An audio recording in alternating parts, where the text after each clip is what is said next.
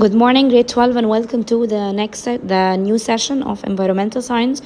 And this is going to talk about the chemical equation. Last time we talked about the chemical bond that's formed, and today we are going to talk about the chemical reactions or the chemical equations. So, what a chemical reaction? The chemical reaction, it's a reaction between reactants. We call them reactant. These are the substances that react with each other to form a result or to form a product. So what react with each other is called reactant, and what's formed or what's produced is called a product. So you have to know what's reactant, what's a product. And also you have to know that the amount of each substance remain the same. Like if we have in the reactant 1 molecule of carbon and 4 molecules of hydrogen and 4 molecules of oxygen, we are going to have them again in the products, but at different form or in different substances.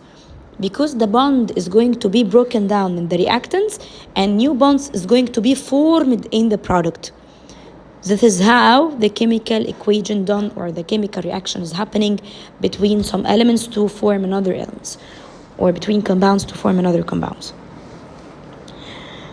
We have two types of reactions, exothermic reaction and endothermic reaction. What's the main difference? Exothermic. What's the meaning of thermic? Thermal means heat. So exothermic means heat is coming out, exit is coming out of the reaction. So this means that this reaction is going to produce a heat as a byproduct. And endothermic means endo is in, thermic heat. So this means that this type of reaction is requiring heat as one of the product to give, as one of the reactant to give me the product. Okay, this is exothermic and this is endothermic reaction. You have to know them and you have to know what is requiring heat and what is not. And we have something that's called activation energy. What's activation energy? Activation energy is the energy that's needed, that you needed to give it to the reactant to push them or to motivate them to start the reaction. So it's the amount of energy that's needed to start the reaction. If we passed this energy, so the molecules can start reacting with each other. So if you want to speed up the reaction and make it quickly, we are going to slow this activation down or decrease this activation down. As long as the activation energy is large, this means that the reaction is going to be slower, and as long as the activation energy is low, this means the reaction is going to be fast. Okay, so this is for the types of reaction generally and what's activation energy.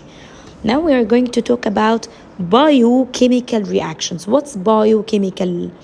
Chemical reactions, the normal chemical reactions. When I say the word bio, which is living, so we are going to study the living the chemical reaction that's happening inside the living things. So biochemical reactions means the chemical reaction that's happening what? Inside the living thing. Inside the living things, we say for the exothermic that was excreting heat or that was producing heat, we call it catabolic reactions because it's producing heat. So what's that type that's producing heat? It's any type of reaction that has breaking down of molecules. Whenever you break down a large molecule into small molecules, energy is going to be released as heat. So this is catabolic or thermal reaction. And we have another type that's called anabolic reaction, which is endothermic. They require or they need energy to build up a big molecule. So you are going to start, or the reactant is going to be small molecules. They are going to bind together to form the big molecule. This is building up, this is anabolic, this is endothermic. While catabolic is breaking down and is exothermic. And it's breaking down, not building up. And what's this again? It's the enzyme. I told you that the enzyme is a protein that speeds up the biochemical reaction. So whenever you want this reaction to happen faster, put in enzyme or add enzyme to this reaction. You are going to note that with the enzyme, the rate of the chemical reaction will be faster. Here we have two graphs. The red one is without enzyme it's taking too much time to happen because we have high activation energy, and the blue one is happening at lower time because we have low activation energy. Okay, so please read this section well before starting the last section in this chapter. Thank you so much for watching and hope you enjoyed the session.